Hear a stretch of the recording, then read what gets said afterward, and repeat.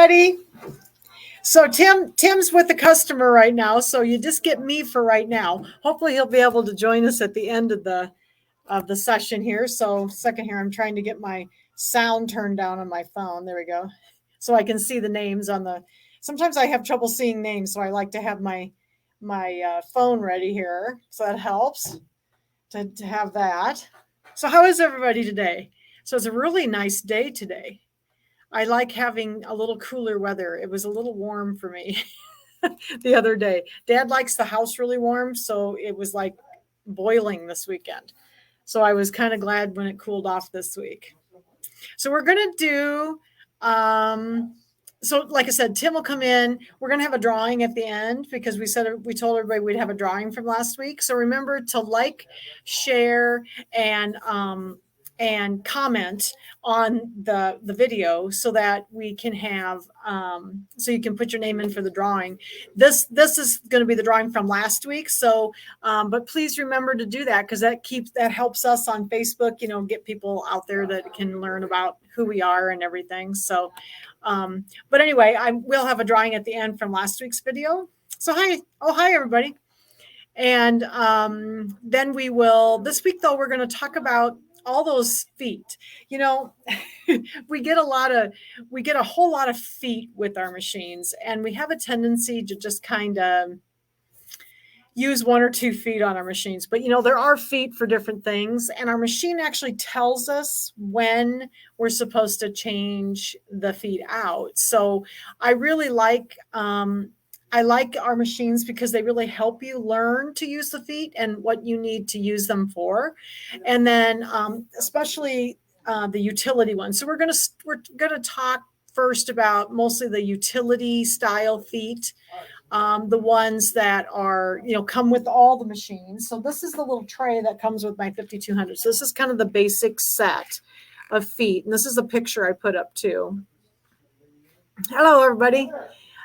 So we're going to talk about these feet today and just do a little bit of demonstration on these because everybody, if you have a sewing machine, if you have an embroidery machine, these are the basic sewing kind of garment style feet that you'll get. The only ones that don't come with these obviously are the embroidery only machines, but these are a really good basic set. And this is the ones that I use. There's a zipper foot, there's a blind hemming foot, there's an overcasting foot. So we'll just talk about these, and then buttonhole foot, and then we'll sew buttons on with another foot.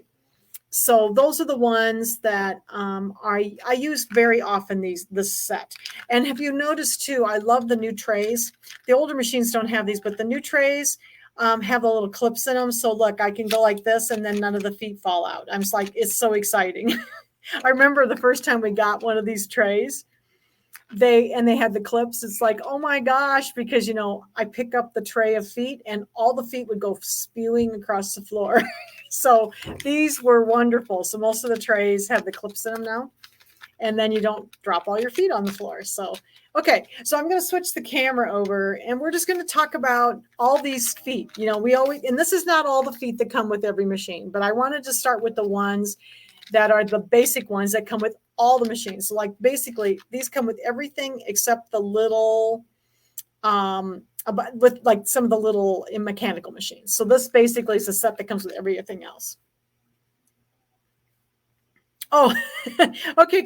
Yeah. So Patricia says her machine's at the shop, so she can't compare, but then you can look at it then later, Patricia. And I will send you your bag. I just emailed you about your bag. So the bag will be down there tomorrow for you to pick it up. So, okay. All right. So let me switch the camera over here. Give me a second. And whoops, got to go to the right screen though. It helps. And we'll go down to the machine here. And let me change my microphone. Okay. Whoops.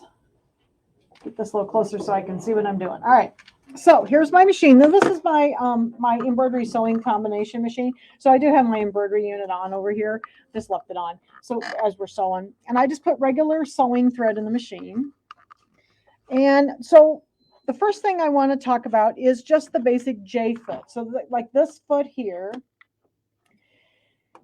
the one with the little button on it. So this is one that a lot of people ask me about. So this is your basic zigzag foot. Okay, so this is your standard zigzag general purpose style foot. Okay, and I use this a lot. I use this even for piecing. You can see through the front of it.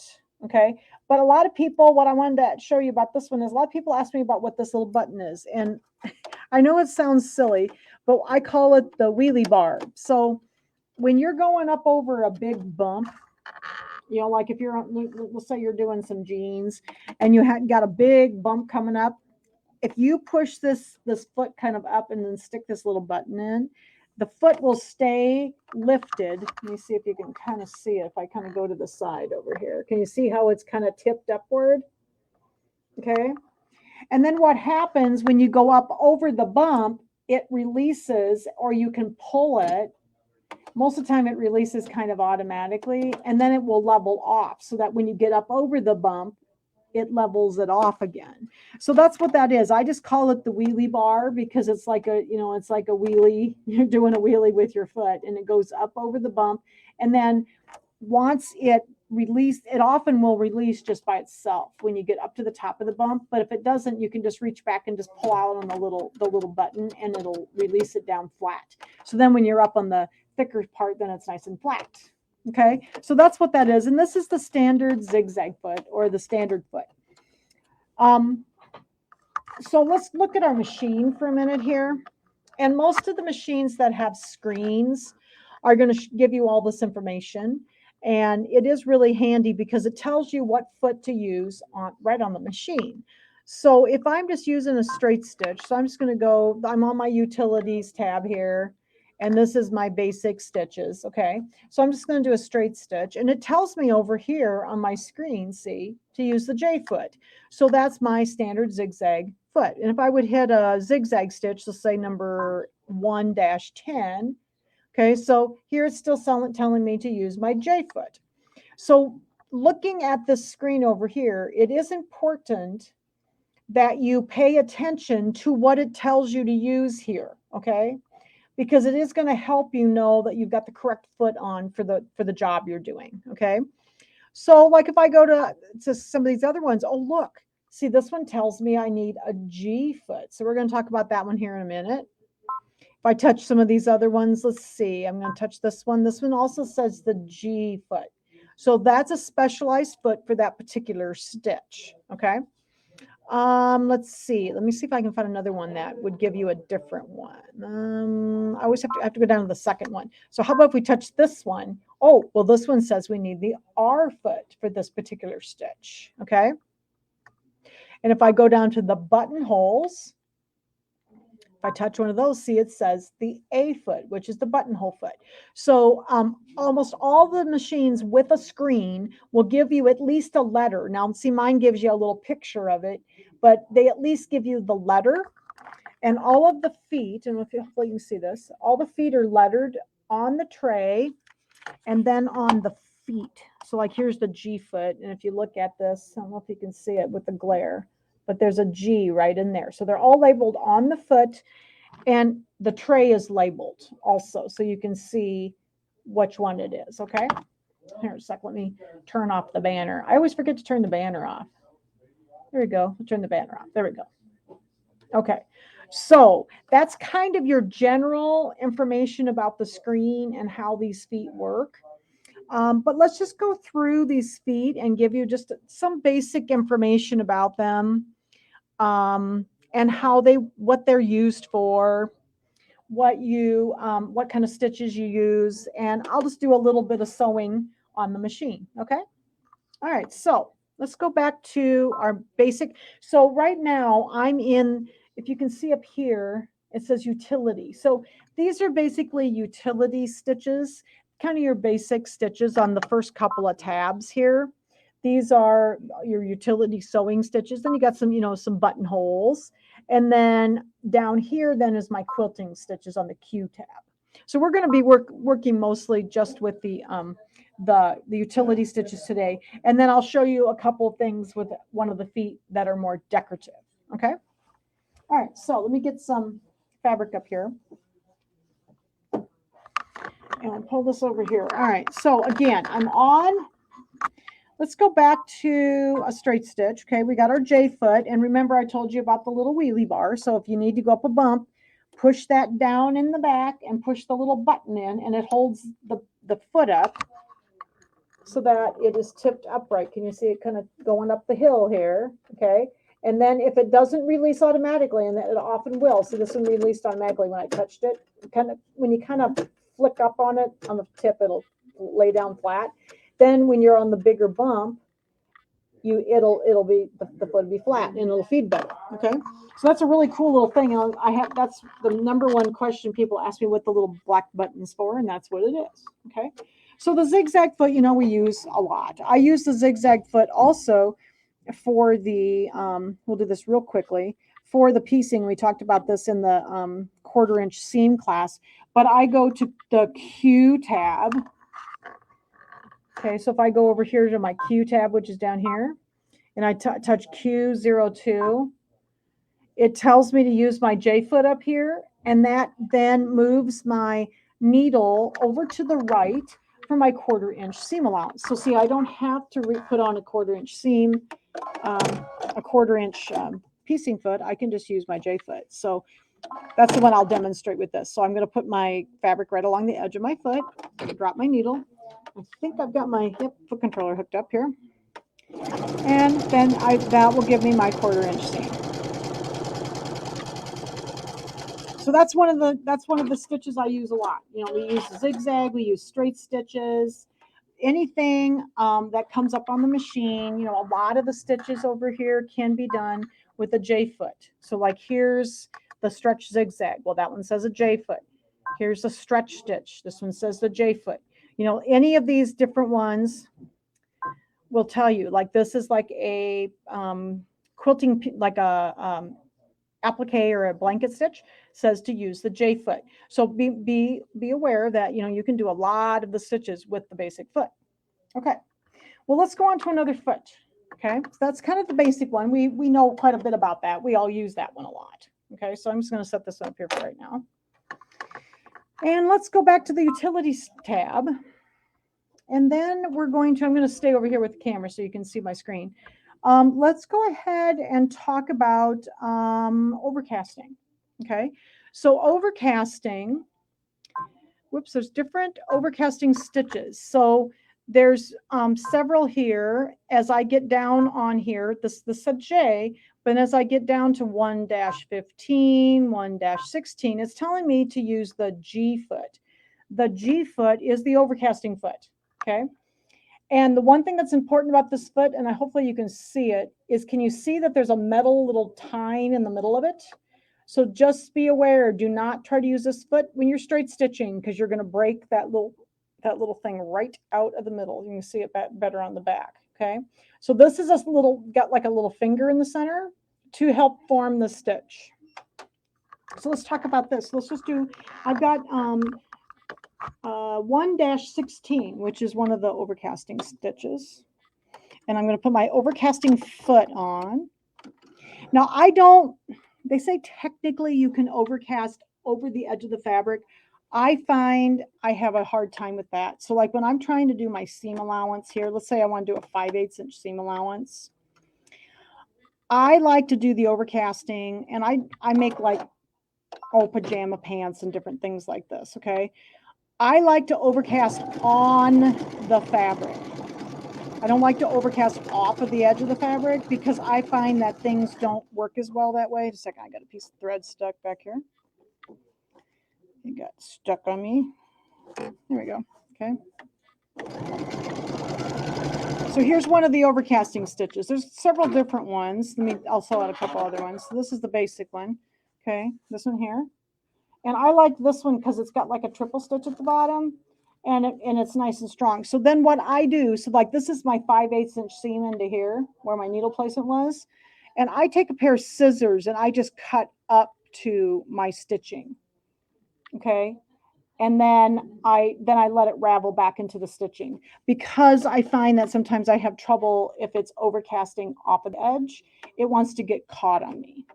So let's try another one. the same area, it's 1-17, is also a overcasting. Now this one looks a little bit more like a serge. So I'm going to kind of do the same thing. Okay, so this one looks a little bit more like a serge. And it goes back and forth, and it has kind of a nice edge. But again, I do the same thing. I like to overcast on the fabric, and then I trim with scissors. Oops. I like to trim with the scissors. So see, this is another one of the overcasting stitches. And the reason this foot is used for overcasting is it's got that little tine in there. It's got like a little finger that's in the center of the foot, and it helps form this stitch. Okay. So then what I do is I take my scissors, and just don't cut through your stitches. I just cut up to my stitches. And I find that I get a much more even stitch that way. Now there is one more stitch that's like that, and it was number, let's see, I think I might have missed it. It might be on the first page. 1-15. And so it's just a little bit more open overcast. So we'll do that one too. Okay, so that's the overcasting foot. So it is doing kind of a back and forth thing. And let me show this to you. And you have to kind of pull back because that little tine that's in the middle will catch your thread if you try to pull forward. But here's the other overcasting stitch, see?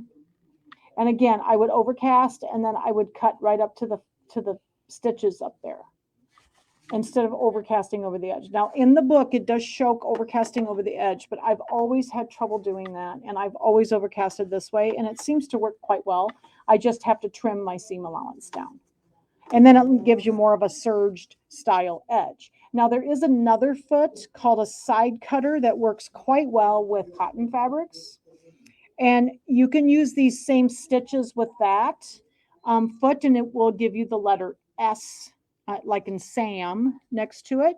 And then it will actually cut off the fabric. It does not work very well with knits. It works much better with cotton fabrics, okay?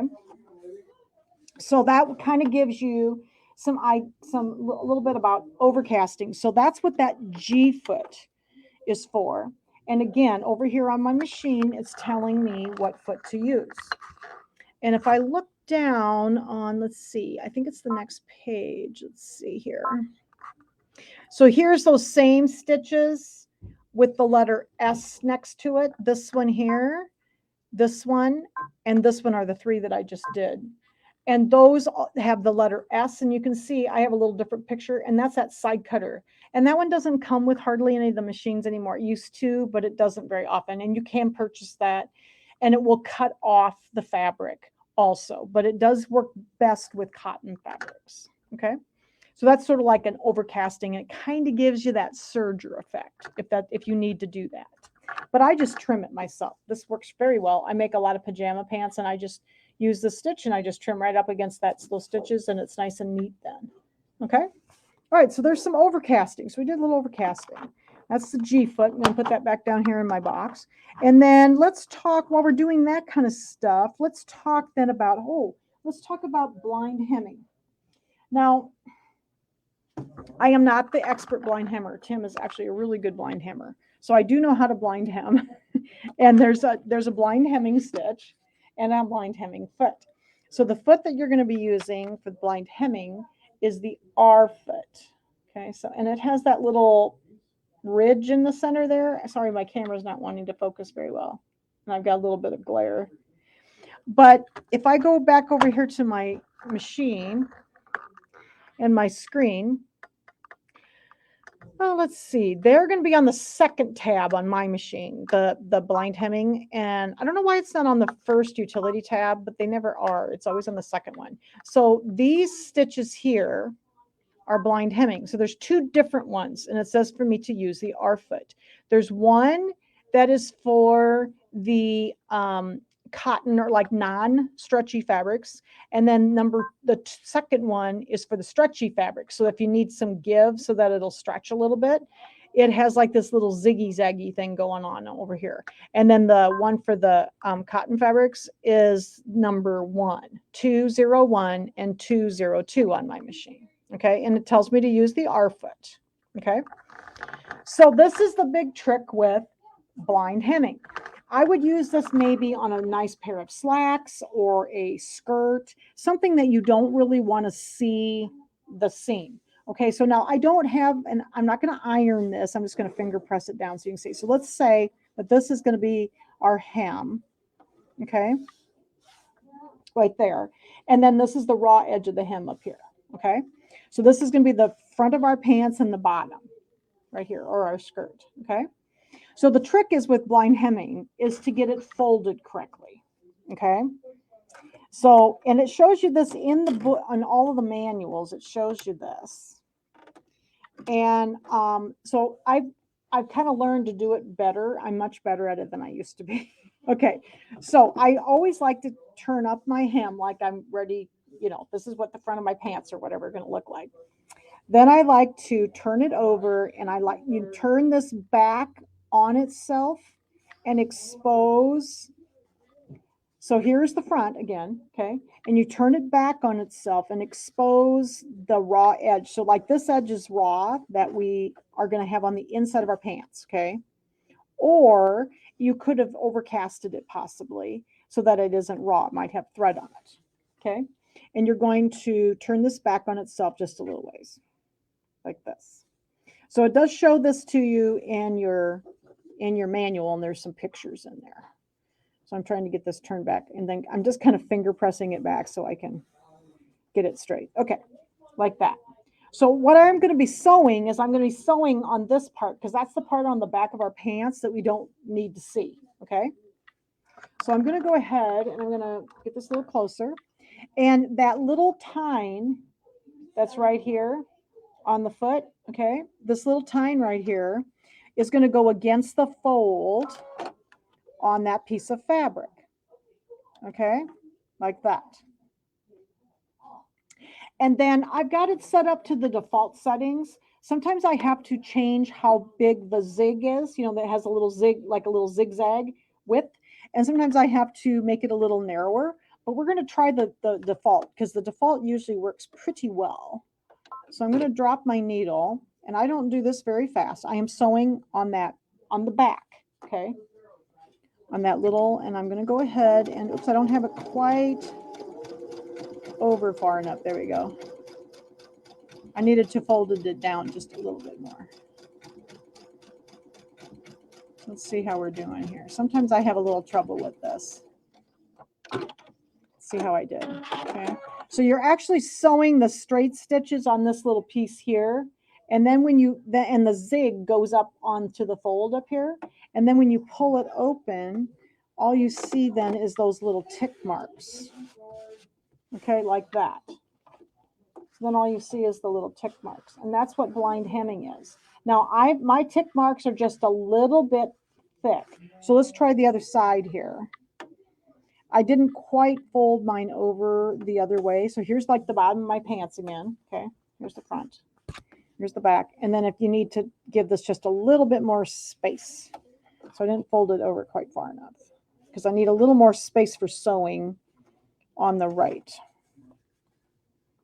Okay, and this is the hardest part for me, is just getting it folded right. Once you get it folded correctly. All right, so I'm going to put my that little tine that's right here, right up against my fold, and I'm going to drop my needle.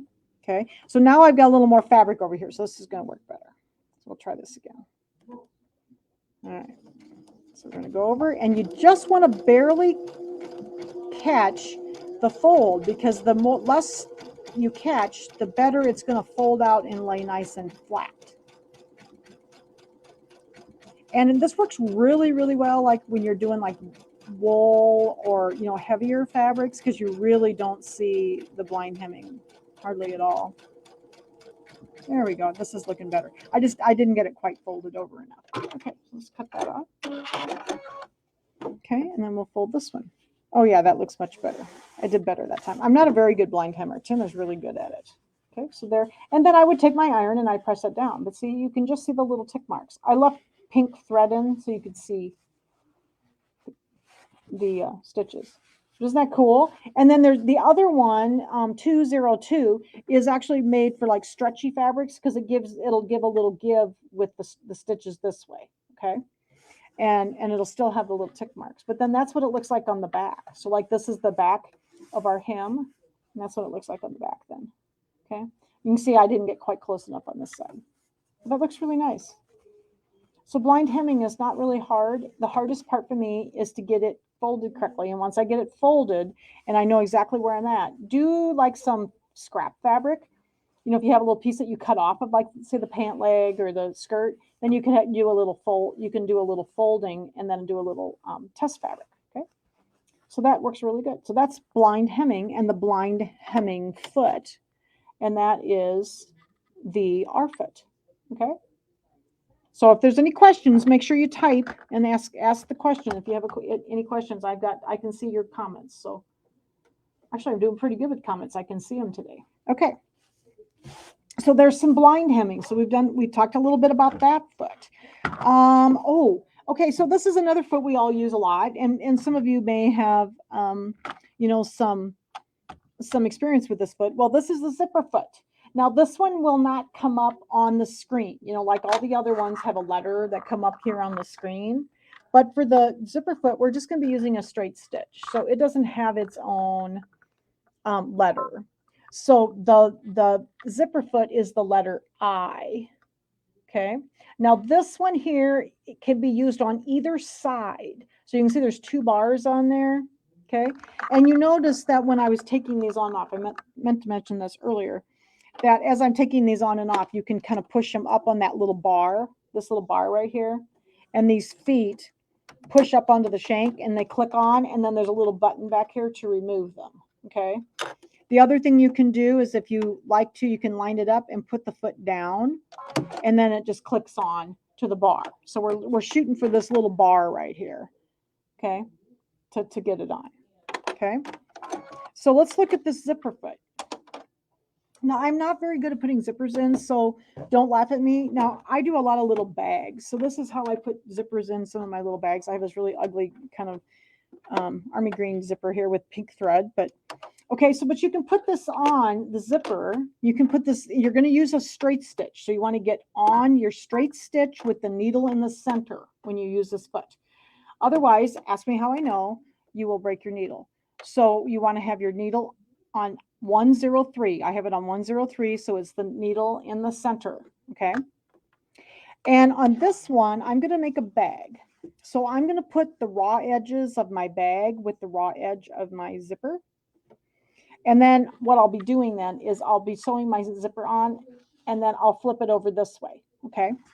So I'm going to go ahead and put my zipper foot on. Well, my zipper teeth are right here, right? So we need most of the zipper foot to be away from that. So I'm going to put it on when I'm looking at my foot on the left side, because I don't want any more foot in the way than is necessary.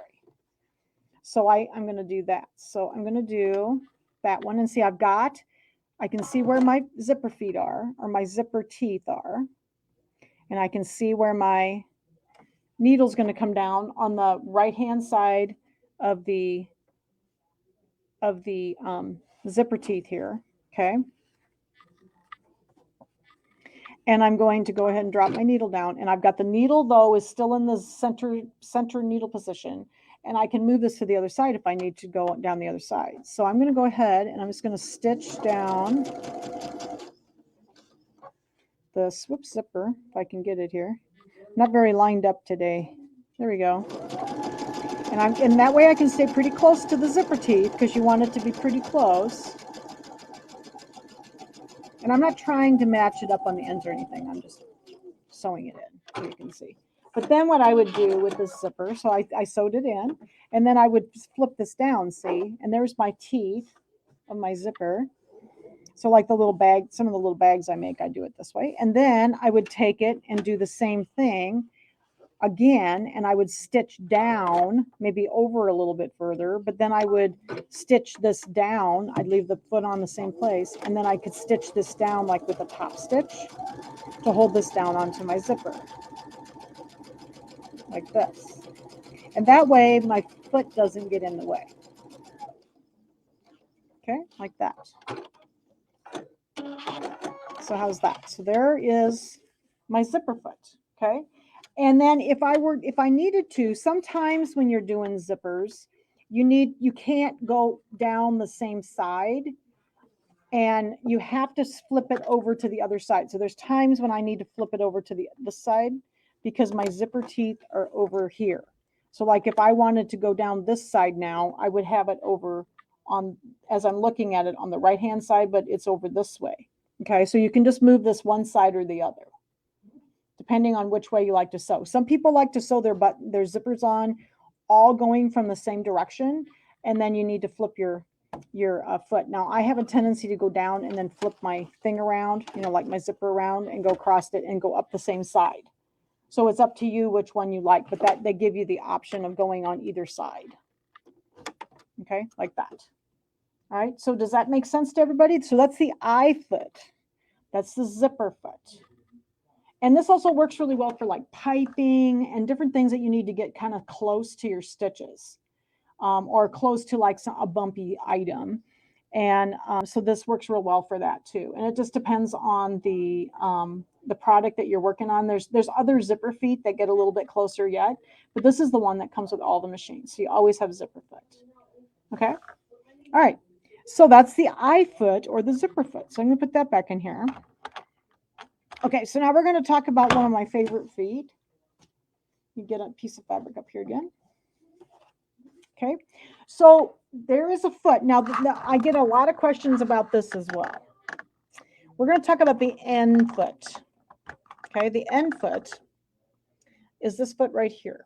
And it has this plastic in the center. And a lot of people, when they bring their machines in for servicing, have this foot on it and are using it for just general sewing.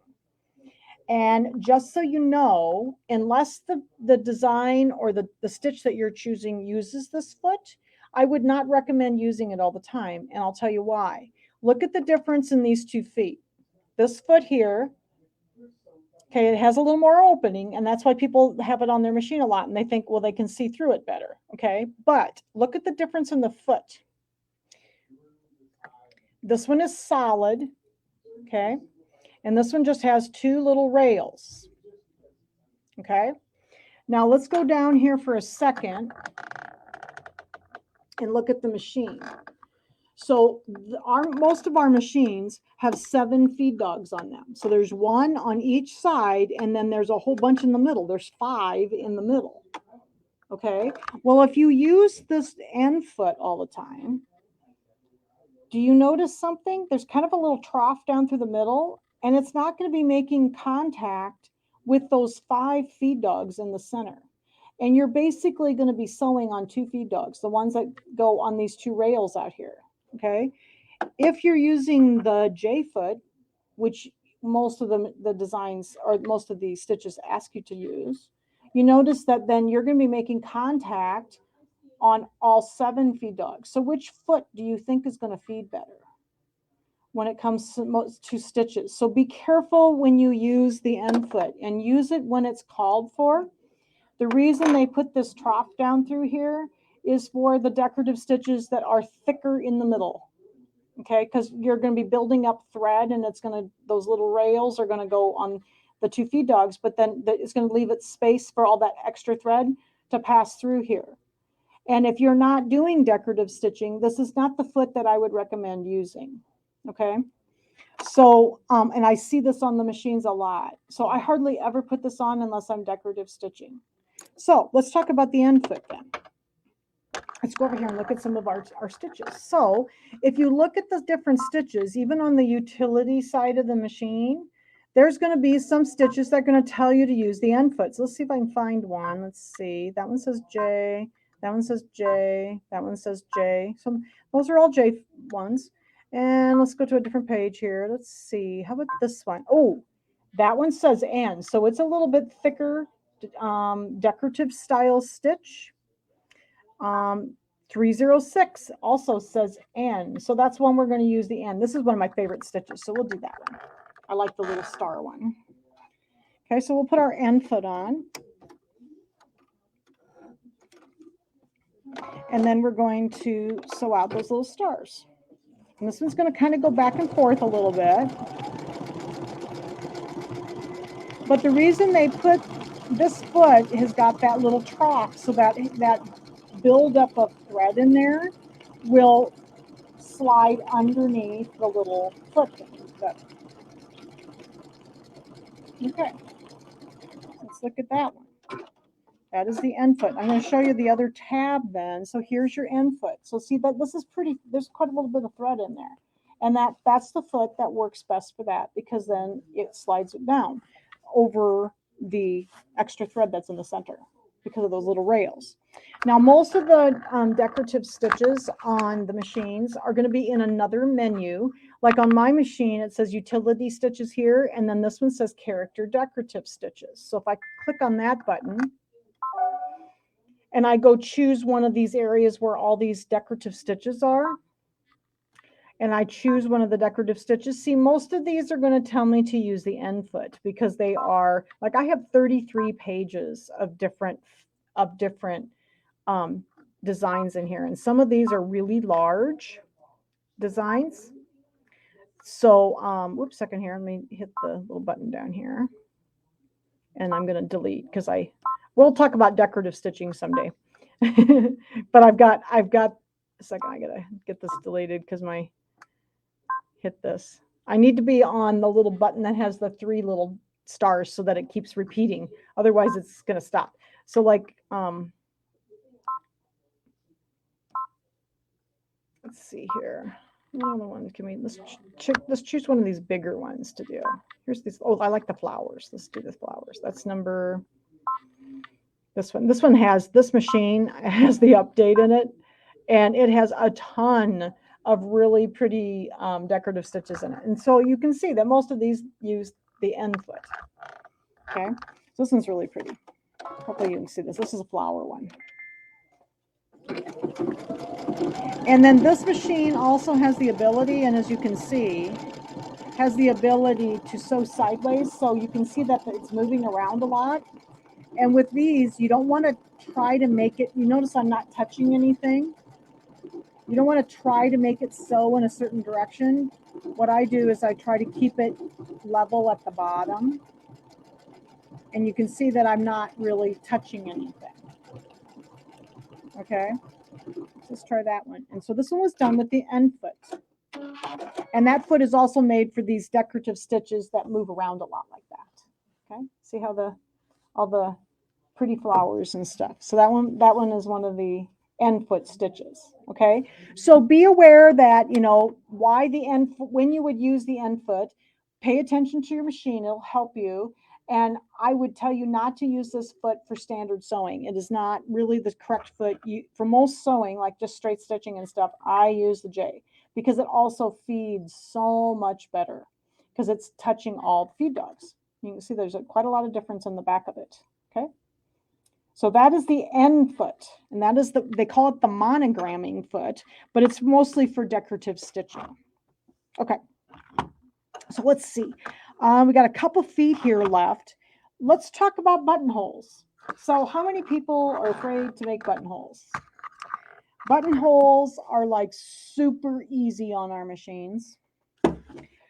And I used to take a lot of porcelain doll making classes, and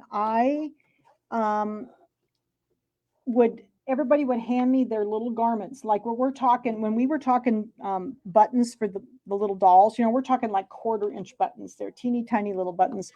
And everybody would hand me their little slips and their little underwear and have me make buttonholes for them because they knew I knew how to use my buttonholer, and B, it made beautiful buttonholes automatically. So I love the buttonholes on these machines. And the new machine, like the Luminaire, actually has an even more automated one. And I don't have that machine back here. Most of them have this arrangement. So, oops, just dropped my J foot on the floor. This is the buttonhole foot. So this is the buttonhole foot. Okay, and this is the A foot. And yours might look slightly different. They're all just slightly different. Some of them have metal on the edges. Some of them are just white plastic.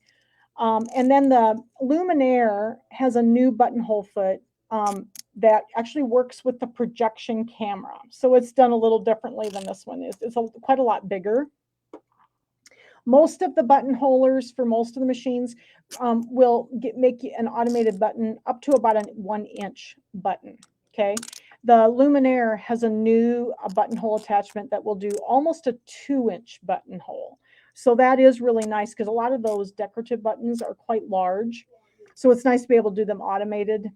There's another way to do it manually, but it's a lot harder. So these are super, super easy.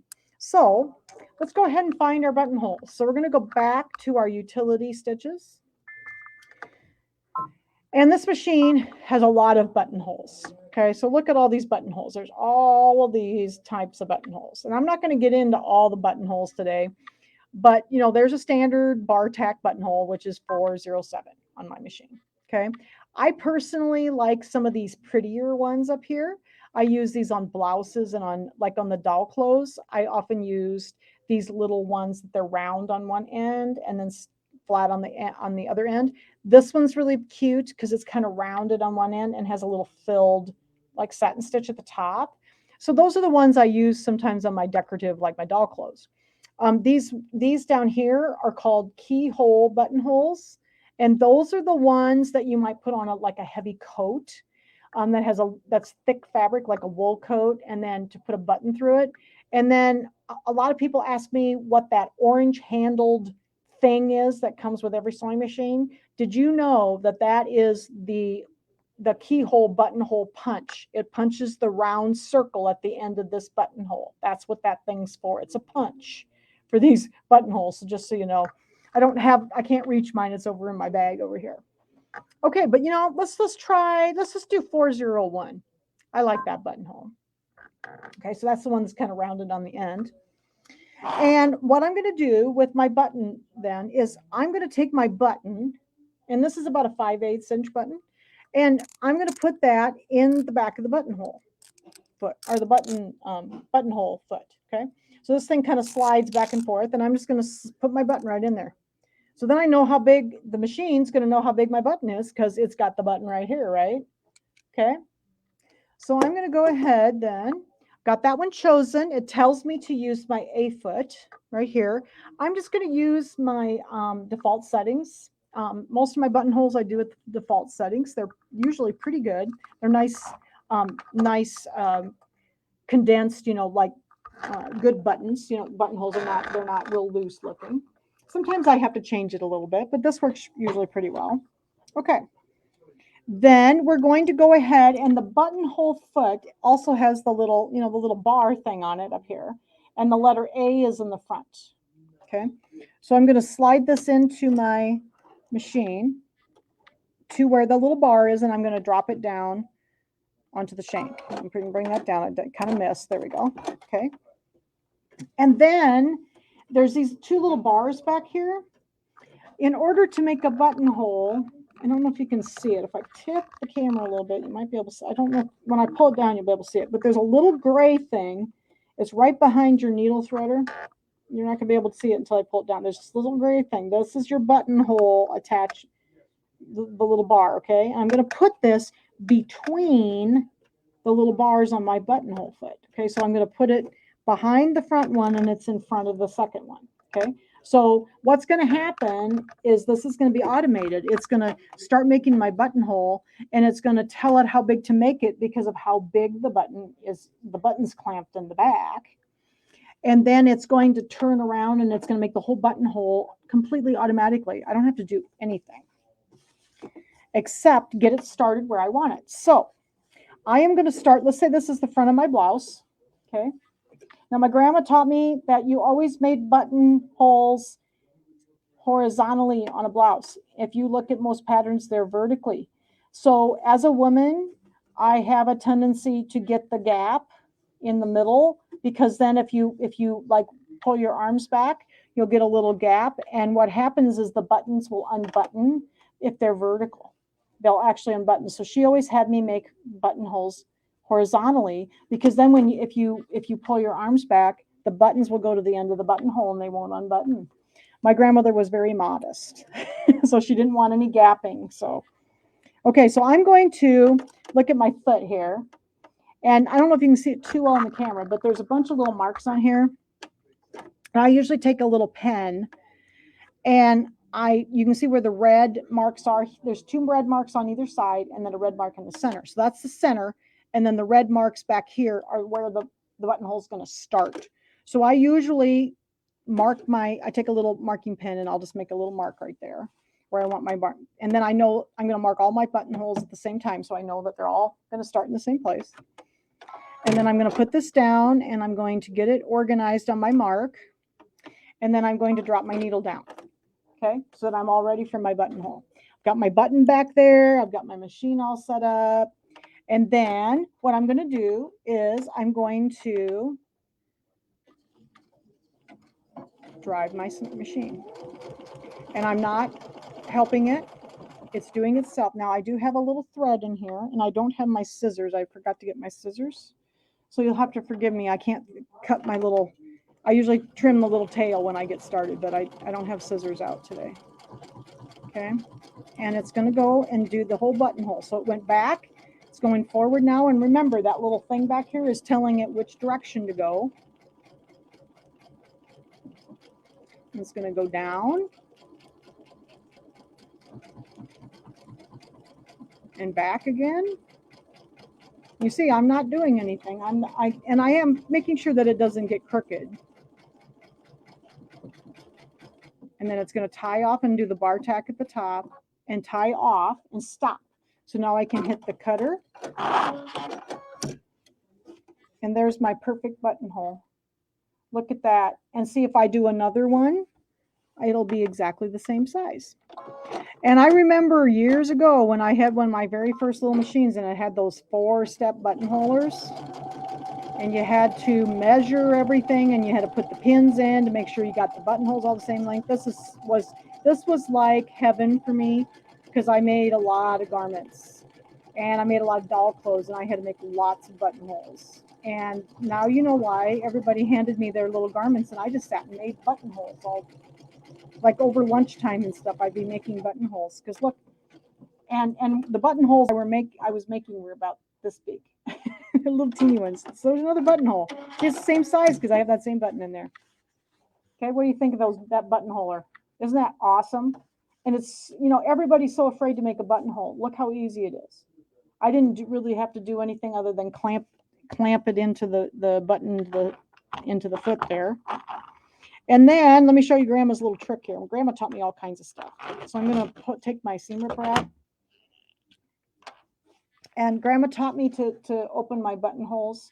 So, the first time I made a buttonhole, I put the buttonhole or, the seam ripper down there and I went right through the end, and ruined my garment. So I had to start it over. So Grandma taught me how to do this. She says you go down to on the end, you go down into the fabric. Okay. And then you kind of come up in the middle with the point and then you seam rip. Okay. And then you do the same thing. You go down and then you come back up. You can put a pin up through the end too, but I always stab myself with the pins. So Grandma taught me to do this. And I just do one little section at a time. And then I never go through my buttonholes. My seam ripper is not very sharp. So, okay. So there's my buttonhole. So I'm going to go down through the end. Like that. So see, I can't go through the end of it if I come down and then come back up again. So she just did a little bit at a time. Helps a lot if your seam ripper is not as dull as mine. I use this one quite a bit, so it's very dull. Okay, so there is my buttonholes. So what do you think of the buttonholes? Aren't those easy? That is like everybody always tells me, oh, I can't make a buttonhole. It's so hard. They are so easy now. Everything is completely automated and they'll all be exactly the same size. Okay. Well, now we got those buttonholes made, right? Well, now we got to sew on the buttons to the other side. So let's get a piece of fabric up here. And now we're going to sew the buttons. We got a foot for that too. So the buttonhole foot is the letter A foot. And I don't really have a good name. I think they call it something, but I call it the sew the button on foot. And it's the M foot. Did you know you had a foot to sew buttons on? You can sew the buttons on with the sewing machine. I do not like to sew buttons on. And anytime I can do it with a sewing machine, I will do it with a sewing machine. So I'm going to look over here, you know, and normally I would have known where my buttons were going to be. We're going to pretend this is the other side of the blouse. And I want to put my buttonhole foot on. Now I found that it's a little easier for me to put the button in the foot before I put it on the machine because I have a little trouble getting it in and I drop stuff. So, okay. So this foot has a couple of pieces. Okay. So see this little thing I'm moving back and forth? This is made for, so like if you need your button to not be so tight against your garment, you might want to push this little thing forward towards the front of the foot because it adds another little piece right here, okay? And it just adds a little bit more thickness so that it won't be so tight and it'll be easier to button the button. Now this particular fabric is quite thin, so I'm going to move it back because I want it to be tighter. So then it's going to have a little thinner point that's going to be down here, okay? And then there's a little thing right here that pulls down. And we're going to put the button in that little springy thing. See, it's going to hold my button for me, okay? And also, did you know that most buttons, the holes are the same distance apart? Well, isn't that cool? So this button, there's the holes, and there's two little red dots on the foot. Can you see it? The little red dots. I'm lining those dots up with the holes on my foot, on my button, okay? Like that. And then I usually put my foot on. I have a little trouble getting the button in there when it's in the machine, so I often do it beforehand. And then I put the foot down. Okay, so now the foot's on. Okay. You can do it in there, but I like this one's not as bad because this button's a little bit bigger. Some of the little buttons are really hard to get in, so I often do them ahead and then put the foot on the machine. Okay.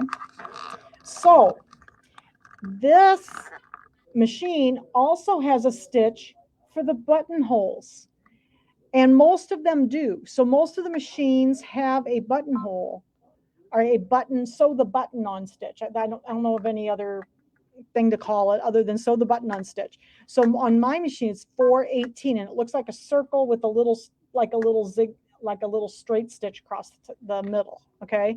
And then if you look here, see, it tells me to use the M foot.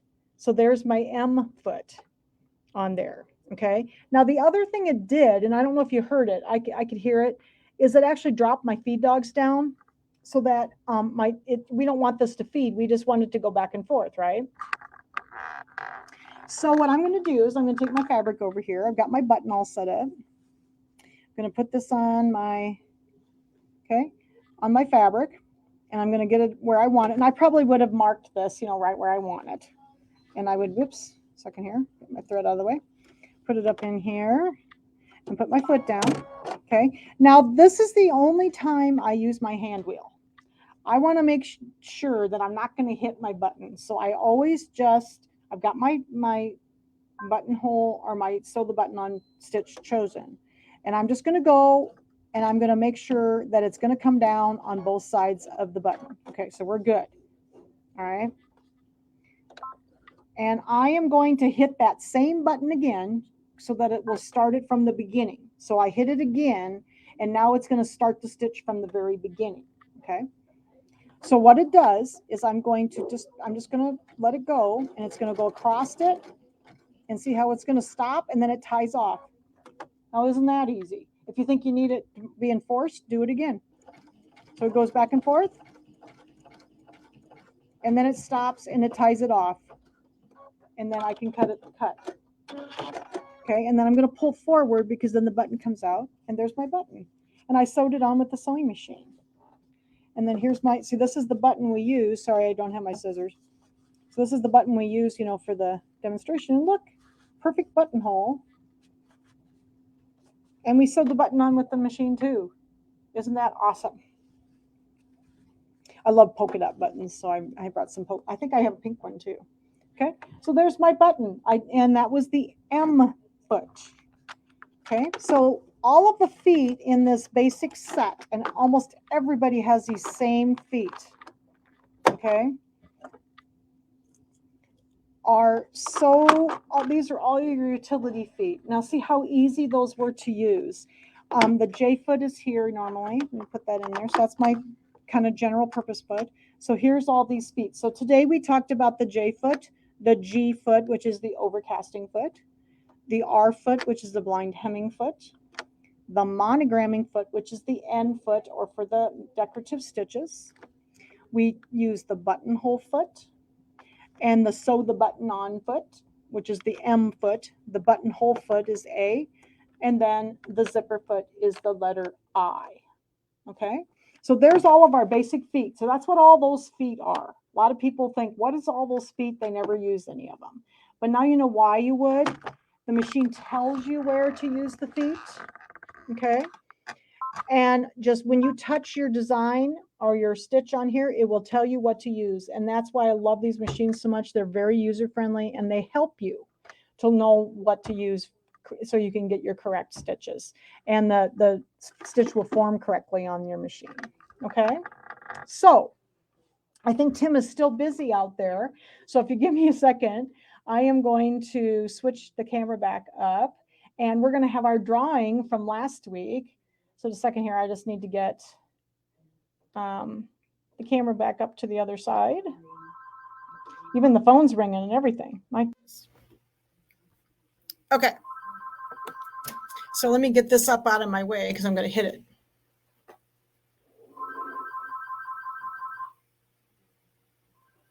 Okay. Oh, yeah, I've never done that, Barb, but yeah, that would be a way because that would be the stitch I would use because you could tie it. Yeah, it's like a bar tack. The one that sews the buttons on, that's like a bar tack. Yeah. So that's a very good point. So last week we said we were going to do a video, we were going to do a drawing from the people who shared, liked, and shared, liked, and commented. So I went through and I got all the names. And so we got a couple really nice things to give away to somebody. We have one of our cool Shield Sewing Center shirts.